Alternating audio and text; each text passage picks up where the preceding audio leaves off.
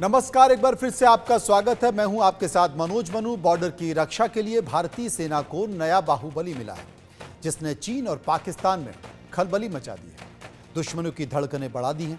भारत के इस नए बाहुबली का नाम vehicle mounted infantry mortar system है, जिसे फिलहाल सिक्किम की पहाड़ियों पर तैनात किया गया है। इससे सेना को मुश्किल इलाकों में तेजी से कार्रवाई करने की मदद मिलेगी। अब सेना मुश्किल इलाकों में भी तेज कार्रवाई कर पाएगी। सीमा की सुरक्षा के लिए यह क्यों अहम माना जा रहा है और क्यों इसकी दस्तक से दुश्मनों की नींद उड़ गई है, आज इसी मुद्दे पर हम चर्चा करेंगे। लेकिन इसको लेकर हमने एक रिपोर्ट तैयार की है, जिससे आप बेहतर तरीके से समझ सकते हैं। इस रिपोर्ट को देखिए।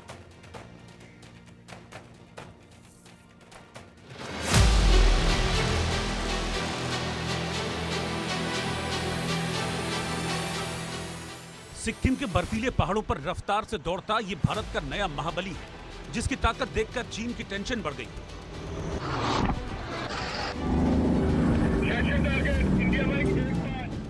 भारत की इस फौलाद को देखकर पाकिस्तान की नींद उड़ गई। इसकी मारक क्षमता को देखकर दुश्मनों की धड़कनें तेज हो गई।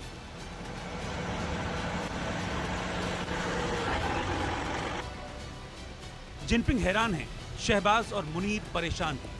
परेशानी इसलिए क्योंकि बॉर्डर पर अब ड्रैगन की कोई भी चालबाजी नहीं चलेगी। शहबाज की साजिश कामयाब नहीं होगी। भारत के इस महाबली के आने से सेना को मुश्किल इलाकों में भी तेजी से कार्रवाई करने में मदद मिलेगी, जिसका नाम है VMIMS। भारतीय सेना ने अपने तोपखाने की ताकत बढ़ाने के लिए सिक्किम जैसे इलाकों में VMIMS तैनात किया है। VMIMS का मतलब है vehicle mounted infantry mortar system. ये 81 मिलीमीटर तोप वाला ऑटोमेटिक सिस्टम ALSV गाड़ी पर लगा है। ये दुनिया की सबसे हल्की, पूरी तरह से डिजिटल ऑटोमेटिक मोर्टार सिस्टम है, जिसे शूट और स्कूट लड़ाकू अभियानों के लिए ही डिजाइन किया गया है। इससे तोपखाने को एक जगह से दूसरी जगह जल्दी पहुंचाया जा सकता है और ज्यादा तेजी से हमला किया जा सकता है। सिक्किम में vehicle mounted infantry mortar system की तैनाती के साथ ही भारतीय सेना की ताकत में कई गुना इजाफा हुआ है। दुश्मन के किसी भी दुस्साहस को मुंह तोड़ जवाब देने की क्षमता में बढ़ोतरी हुई है। Vehicle mounted infantry mortar system की खासियत की बात करें तो ये 2 मिनट से भी कम समय में 8 राउंड सटीक फायर करने की क्षमता रखता है। ये रेगिस्तान, कीचड़, बर्फ और जंगलों सहित सभी प्रकार के इलाकों में काम कर सकता है। इसका मजबूत डिजाइन और लचीली तकनीक इसे टिकाऊ और मजबूत हथियार बनाती है, जो युद्ध की मुश्किलों का सामना करने और असरदार साबित होने में पूरी तरह से सक्षम है। भारतीय सेना को सीमा पर नया फौलाद मिलने से सुरक्षा तो मजबूत हुई ही है, आत्मनिर्भरता की तरफ भी भारत ने मजबूत कदम बढ़ाया है। आत्मनिर्भरता इसलिए क्योंकि VMIMS को महिंद्रा डिफेंस सिस्टम लिमिटेड और मिलानियल NTGS ने मिलकर तैयार किया है। ये भारत के मेक इन इंडिया के लक्ष्य को दर्शाता है और अब ये सिक्किम में दुश्मनों को मुंह तोड़ जवाब देने के लिए तैयार है। Bureau report, India news.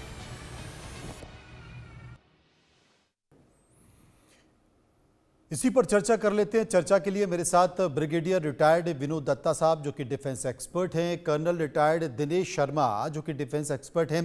दोनों मेहमान मेरे साथ जुड़ गए हैं। सबसे पहले मैं विनोद दत्ता साहब के पास चलूंगा। दत्ता साहब, इस व्हीकल को लेकर, इसकी खासियत को लेकर और इसकी मारक क्षमता को लेकर आप क्या कहेंगे? देखिए, ये बड़ी अच्छी देन है, खासकर इन्फेंट्री ऑपरेशंस के लिए, क्योंकि अक्सर ये देखा जाता है, क्योंकि 81 मिलीमीटर को इन्फेंट्री का तोपखाना भी बोलते हैं और ये एक बड़ा कारगर बटालियन सपोर्ट वेपन है। और इसको सबसे बड़ी प्रॉब्लम ये रहती थी कि इसकी मोबिलिटी को लेकर काफी होता था, क्योंकि 3 हिस्सों में इसको ले जाया जाता था कि बैरल अलग जाती थी, बेस प्लेट अलग जाती थी और उसका एमिनेशन अलग जाया करता था। तो ये एक तो ऑल टेरेन व्हीकल है, इससे जो मोबिलिटी है उसमें काफी इजाफा हुआ है। प्लस इसके अंदर जो शूट और स्कूट, क्योंकि जनरली क्या होता है कि आप मोटर्स या इस तरह के कोई आर्टिलरी पीसेस जब फायर करते हैं तो दुश्मन को, क्योंकि गन लोकेटिंग रडार्स जो होते हैं वो दुश्मन उस लोकेशन को भांप लेता है और वहां काउंटर बम्बार्डमेंट ला सकता है। तो इससे सबसे बड़ा फायदा ये होगा कि ये दागो और भागो कॉन्सेप्ट है। जैसे ही गोला दाग दिया जाएगा, वहां से वो अपनी पोजीशन चेंज कर लेंगे। तो तो इससे हमारे जो ट्रुप्स हैं उनको नुकसान कम होगा और दुश्मन पे ज्यादा ये कारगर साबित होगा। दूसरी चीज ये है, ऑल टेरेन व्हीकल है, आप इसे पहाड़ों में इस्तेमाल कर सकते हैं, इसे डेजर्ट्स में इस्तेमाल कर सकते हैं, प्लेन्स में ऑफ कोर्स करेगा ही करेगा। और आपने ये देखा होगा कि लद्दाख में या अरुणाचल प्रदेश में जो सबसे अहम चीज है वो है मोबिलिटी। अगर आपको याद हो, कैलाश रेंजेस का ऑपरेशन ईस्टर्न लद्दाख में भारत की जो विकास पलटन थी वो इसलिए कामयाब हुई क्योंकि भारत के पास जो मूवमेंट था, जो उसके ट्रुप्स थे वो बिल्कुल बैटल हार्डन थे, उनका जो एक्लेमेटाइजेशन हो रखा था और वो स्विफ्ट तरीके से चीनी जो ट्रुप्स है उनसे पहले पहुंच गए और उन्होंने वहां फतेह हासिल की। और यही प्रॉब्लम अरुणाचल में भी है क्योंकि वहां भी इंटर वैली मूवमेंट है, वो बड़ा मुश्किल है। हालांकि सरकार ने वहां काफी इंफ्रास्ट्रक्चर अब बना दिया गया है। तो ये एक बहुत ही बढ़िया कॉम्बैट एज मिलेगा खासकर इन्फेंट्री ऑपरेशंस को। ये बड़ी उपलब्धि रहेगी। दिनेश शर्मा जी मेरे साथ मौजूद हैं। दिनेश शर्मा जी, पहले थोड़ी मजबूरी थी कि आपने जहां सिर्फ दागा वहीं पर खड़े हुए हैं और शायद इसलिए आप दुश्मन की रेंज में भी आ जाते थे, दुश्मन आपको पहचान लेता था, लेकिन अब एक बड़ी सुविधा ये है कि दागो और वहां से भाग जाओ, कहीं और से दागो। फिर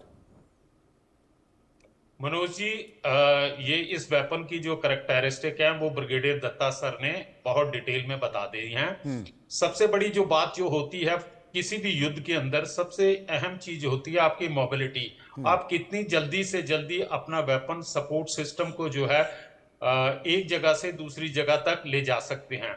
ये जो 81 मिलीमीटर मोटर जो व्हीकल माउंटेड हुई है, ये बहुत ज्यादा इजाफा करेगी इन्फेंट्री बटालियंस के लिए, सपोर्ट वेपन्स के लिए, क्योंकि इसकी रेंज जो है वो 7 किलोमीटर तक है और आप उसके ऊपर बिल्कुल सटीक जो है निशाना लगा सकते हैं। दूसरा जो है इसकी जो बमबारी करने की कैपेबिलिटीज है, तकरीबन 2 मिनट के अंदर ये 8 राउंड फायर कर सकते हैं और उसके बाद ये है अपनी पोजीशन को चेंज कर सकते हैं। अब मनोज जी, एक चीज और मैं बताना चाहता हूं कि कोई भी देश अपने बॉर्डर्स के ऊपर शांति तभी मेंटेन कर सकता है कि दो एस्पेक्ट्स होते हैं। एक होता है balance of power. Balance of power के अंदर दोनों सेनाएं बराबर की होती हैं, लेकिन आपको अगर आपका बैलेंस ऑफ टेरर जो है, बैलेंस ऑफ टेरर से मेरा कहने का अभिप्राय यह है कि दुश्मन को पता होना चाहिए कि अगर उसने किसी प्रकार की भी नापाक हरकत हमारे ऊपर की तो हमारी जो रिटेलिएशन की ताकत होगी वो बहुत ज्यादा होगी। और उसके अंदर से जिस ढंग से आज की तारीख में हमारी भारतीय सरकार जो है अपनी आर्म्ड फोर्स को मॉडर्नाइज कर रही है, और दूसरा उसका सबसे ब्यूटी ये है कि ये मेक इन इंडिया है, आत्मनिर्भर है। अगर कल को युद्ध हमारा किसी देश के साथ शुरू होता है तो हमें पीछे मुड़कर नहीं देखना पड़ेगा कि vehicle mounted infantry motor system के लिए कोई स्पेयर चाहिए या वेपन्स या हमें हथियार चाहिए। हम खुद कैपेबल हैं और हम उस सप्लाई चेन को मेंटेन कर सकते हैं। इस वेपन सिस्टम का जो इन्फेंट्री के लिए हुआ है, तो मेरा ये मानना है खुद एक पूर्व सैनिक होने के नाते कि आप जो है इन्फेंट्री की फायर पावर, मोबिलिटी और वो एक अच्छी तरह से जो है, चाहे वो काउंटर अटैक करना हो, चाहे ऑफेंसिव में है या डिफेंसिव ऑपरेशन में है, उनके लिए ये काफी हद तक एक शक्तिशाली वेपन को मिला है। यस, अब चाइना और पाकिस्तान को इस वेपन को देख के थोड़ी घबराहट तो हुई होगी, और मैं मानता हूं कि डर होना भी चाहिए। उन्हें ये ध्यान में रखना चाहिए कि हम एक शांति प्रिय देश हैं, हमारा कोई मकसद नहीं होता अपना विस्तारवादी नीति का, लेकिन अगर हमारी सुरक्षा, हमारे राष्ट्र हित के ऊपर हमारे ये जो दो दुश्मन देश हैं चाइना और पाकिस्तान, उन्होंने किसी प्रकार की भी कोई हिमाकत की तो उन्हें मुंह तोड़ जवाब दिया जाएगा। जी मनोज जी। मेरे साथ दत्ता साहब मौजूद है। दत्ता साहब, फिलहाल सिक्किम के इलाकों में इन्हें तैनात किया गया है, लेकिन ऐसे कौन कौन से इलाके हैं जहां इन्हें तैनात किया जा सकता है और वो फायदेमंद रहेंगे, दुश्मनों के लिए खतरनाक रहेंगे? हाँ बिल्कुल, देखिए सिक्किम में तो इसको तैनात किया गया है, इसको ईस्टर्न लद्दाख में या लद्दाख रीजन में भी इसको डिप्लॉय किया जा सकता है।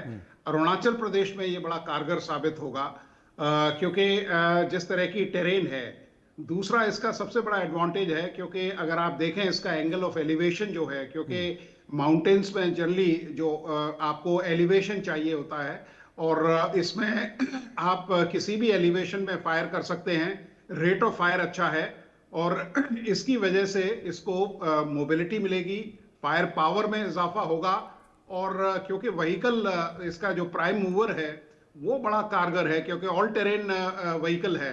तो इससे क्योंकि इन्फेंट्री में सबसे बड़ी प्रॉब्लम ये रहती है कि जो ट्रुप्स होते हैं उनको अपना जो पहले वेपन्स है वो खुद मैन पैक बेसिस पे ले जाने पड़ते थे या मतलब एक दूरी तक उनको गाड़ियों द्वारा या BHLON द्वारा ले जाया जाता था। लेकिन अब ये बिल्कुल इन्फेंट्री के साथ साथ चलेंगे और बहुत ही कॉम्पैक्ट और बड़ी पावरफुल प्राइम मूवर है और इससे जो मैं तो ये कहूंगा कि ये अब इन्फेंट्री भी सेल्फ प्रोपेल्ड मोड में आ गई है, तो ये भारत के लिए बड़ा अच्छा है और मैं उन साइंसदान को भी मुबारकबाद देना चाहूंगा जिन्होंने इसका इन्वेंट किया है और मुझे पूरा यकीन है कि 350 से ज़्यादा हमारी जो बटालियन है वो सब इससे बेनिफिट होंगी। 350 से ज़्यादा बटालियन को फ़ायदा होगा, देश को तो फ़ायदा होगा ही, लेकिन दुश्मन भी कहीं ना कहीं इस बात को लेकर है क्योंकि भारत लगातार कई सारे इनोवेशन करता जा रहा है, डिफेंस प्रोडक्शन के तौर पर आत्मनिर्भर होता जा रहा है, कई सारी नई उपलब्धियां होती जा रही हैं, बहुत सारी नई उपलब्धियां होती जा रही हैं। दिनेश जी, एक बात मैं आपसे पूछना चाहता हूं, ये कितना वेट कैरी कर सकता है, इसकी मारक क्षमता क्या है, ये कितने समय में कितने गोले दाग सकता है और कितनी रेंज क्या है इसकी? मनोज जी, एक तो सबसे बड़ी जो इसकी एडवांटेज है वो मोबिलिटी है। मोबिलिटी, आप इमीडिएटली जो है जिस जगह से भी आपने फायर करना आप वहां पहुंच सकते हैं, ऑल वेदर ऑल किस्म की टेरेन में जा सकते हैं। दूसरा जो है कि इसको काउंटर बम्बार्डमेंट नहीं किया जा सकता। अब आती है आपके प्रश्न के ऊपर, ये जो है 7 किलोमीटर तक 7 किलोमीटर तक जो है सटीक निशाना लगाया जा सकता है और ये 2 मिनट के अंदर, तकरीबन 2 मिनट के अंदर जो है 8 राउंड जो है वो फायर कर सकता है। तो इसलिए इसकी इफेक्टिवनेस जो है वो बड़ी मायने रखती है क्योंकि एक है इसकी मोबिलिटी, दूसरा इसका रेंज है और तीसरा जो है ये डिसेप्शन प्रोवाइड कर सकता है।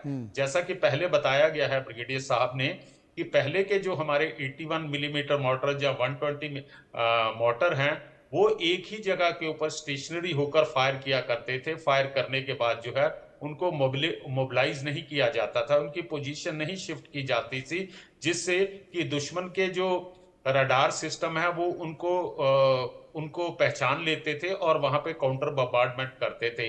लेकिन ये व्हीकल माउंटेड का ये एडवांटेज है कि आप फायर करें और वहां से निकल जाएं और दूसरी जगह आप पोजीशन लेके और दोबारा आप उसको फायर कर सकते हैं। हर टेरेन के अंदर है, चाहे माउंटेनियस टेरेन है, चाहे वो स्नो बाउंड इलाका है या प्लेन का इलाका है, वहां पर आप इसका इस्तेमाल कर सकते हैं। और सबसे बड़ी बात यह है कि ये एक इन्फेंट्री बटालियन का जो है इंटीग्रेटेड वेपन है।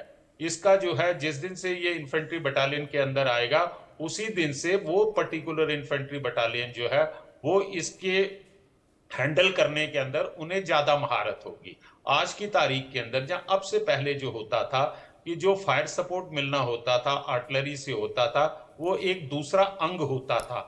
इन्फेंट्री उनको रिक्वेस्ट करती थी, रिक्वेस्ट तो नहीं है, वो तो ऑपरेशन का एक हिस्सा होता था, लेकिन एक वो दूसरी फॉर्मेशन होती थी या दूसरा अंग है भारत की सेना का जो कि उन्हें फायर सपोर्ट प्रोवाइड करता था। लेकिन अब ये व्हीकल माउंटेड मोटर सिस्टम से एक बटालियन कमांडर के पास अपनी चॉइस है और वो ग्राउंड के ऊपर उसको किस जगह के ऊपर इनको डिप्लॉय करना है और कितना फायर और किस डायरेक्शन से डालना, अब उसके पास ये लीवरेज है और वो इन्फेंट्री लेवल के ऊपर, इन्फेंट्री बटालियन के लेवल के ऊपर जो भी ऑपरेशन होंगे, चाहे वो ऑफेंसिव है या डिफेंसिव है, इसका यूटिलाइज प्रॉपर ढंग से कर सकता है और उस ऑपरेशन में किस प्रकार की फायर पावर की जरूरत है उनका ये भरपूर फायदा उठाया जा सकता है। मनोज जी, विनोद दत्ता साहब मेरे साथ मौजूद हैं। विनोद दत्ता साहब, वैसे तो भारत हमेशा शांति का पक्षधर रहा है, लेकिन जिस तरीके से भारत की सीमाओं पर लगातार संकेत आ रहे हैं,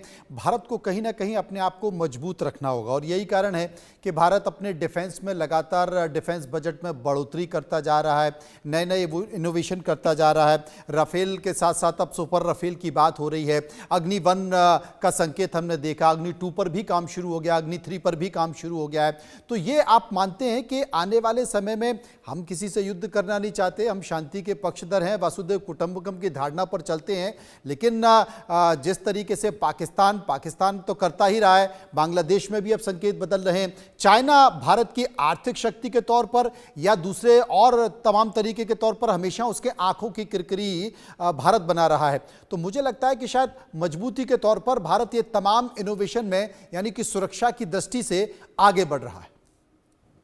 बिल्कुल, देखिए जिस तरह का जियो स्ट्रेटेजिक इम्पेरेटिव आपने नैरेट किया, आपने बिल्कुल सही आकलन किया मनोज जी, क्योंकि जिस तरह से भारत के एडवर्सरीज बढ़ते जा रहे हैं, जिस तरह से चाइना उनको सपोर्ट कर रहा है, चाहे वो प्रत्यक्ष रूप से या अप्रत्यक्ष रूप से, तो भारत को चाहिए कि उसको अपनी जो इंडिजनाइजेशन है, जो स्वदेशी जो वेपन डेवलपमेंट है, उसको बढ़ाना पड़ेगा। और बड़ी खुशी की बात है, अगर आप पिछले हफ्ते की रिपोर्ट देखें, सिपरी की रिपोर्ट, उसमें पहले भारत सर्वप्रथम था इंपोर्ट में। पहले सऊदी अरेबिया हुआ करता था, फिर भारत आ गया। करीब 11 से 12% इक्विपमेंट हम इंपोर्ट करते थे। अब यूक्रेन ऊपर चला गया और भारत का जो परसेंटेज है वो करीब 8.3 के करीब आ गया है। तो ये भारत के लिए खुशी की वो है।